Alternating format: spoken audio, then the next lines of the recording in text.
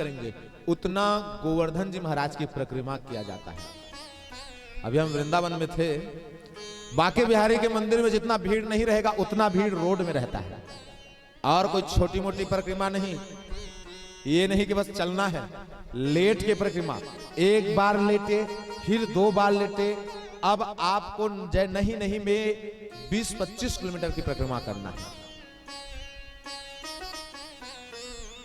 गोवर्धन की परिक्रमा महान परिक्रमा कहे हैं। वृंदावन में सबसे ज्यादा गोवर्धन की परिक्रमा को महत्ता दी जाती है। आज गोवर्धन जी महाराज को साक्षात भगवान श्री कृष्ण के स्वरूप माने और गोवर्धन जी महाराज के सुंदर यज्ञ को किए तो भगवान प्रकट होकर के उस यज्ञ के भोग को ग्रहण किए और ग्रहण किए तो आज उस ग्रहण करते ही सब के सब ग्रामवासी इतने प्रसन्न हो गए कि मानो साक्षात देव चलाया है और सबके सब दंडवत प्रणाम कर रहे हैं। कह रहे हैं क्या, प्रेम से गोवर्धन महाराज की जय, जय जय श्री राधे। जय जयकार हुए गोवर्धन महाराज। भोग को ग्रहण किया और भोग को ग्रहण के सब अपने अपने घर चले गए। शाम होते होते ये बात देवताओं के राजा इंद्र को पता चल गए कि उनका अपमान किया गया है और अपमान किए गए हैं ना, तो देवता कुपित हो गए हैं भैया। कुपित हुए तो 7 प्रकार के बादल होते हैं, उस 7 प्रकार के बादलों को भेज दिए।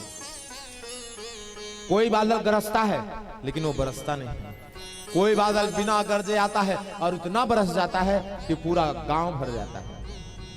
ऐसे ऐसे कहे कि 7 प्रकार के बादल है। कहे कि 7 प्रकार के बादल जाओ और जाकर के वृंदावन में इतनी वर्षा कराना कि पूरे वृंदावन को डुबा देना, समुद्र जैसे कर देना। आज वृंदावन में इतनी वर्षा हुई कि भैया पूरा समुद्र के समान वृंदावन होने वाला है। और जब होने वाला है तो सब के सब नंद के घर आ गए और कहा कि देखा नंद, तेरे लाल के कारण इतनी वर्षा और इतने कष्ट को हमें भोगना पड़ रहा है। पूरे गांव के लोग वृंदावन में कष्ट को पाने लगे और सब के सब नंद के घर आए और कहा कि नंद, अब तुम्हारे पुत्र को लाओ। और तुम्हारे पुत्र ने हमें आयोजना बताया था और उसके ही कारण हम दुख पा रहे हैं। अब तुम्हारे ही पुत्र हमारे इस दुख से हमें मुक्ति प्रदान करेंगे। जब कहे ना तो भगवान श्री कृष्ण आए और आकर कहने लगे, ए ग्रामवासियों सुनो, जिसके लिए तुम सबने 56 भोग बनवाए थे ना और जो प्रकट होकर खाया था वही तुम्हारी रक्षा करेगा, मैं नहीं करूंगा। मेरा क्या ठेका, खाया तो उसने, मैंने तो कुछ नहीं खाया। अगर मांगना ही है, रक्षा के लिए प्रार्थना करनी ही है तो चलो और गोवर्धन के चरणों में जाकर के हम प्रार्थना करें। और जब कहे तो सब के सब गोवर्धन के चरणों में आ गए और आए तो सब प्रार्थना किए और भगवान फिर लीला रचे, स्वयं भगवान प्रकट हुए और सबको आशीष दिए। भगवान स्वयं प्रकट होकर कहा कि आओ और पूरे ग्रामवासी मेरे इस गोवर्धन के, मेरे पर्वत के नीचे आकर के आश्रय ले लो, तुम्हें जल का एक छींटा ना पड़ेगा। आज भगवान स्वयं लीला रचे और रच करके कहा कि एक ही झटके में उस पर्वत को धीरे से उठाते उस पर्वत को कनिष्ठ में उठा लिए और उठाए तो भगवान को सब देवता देखे और देख करके भगवान का नामकरण हुआ। क्या, प्रेम से बोले गिरधर भगवान की जय, जय जय श्री राधे।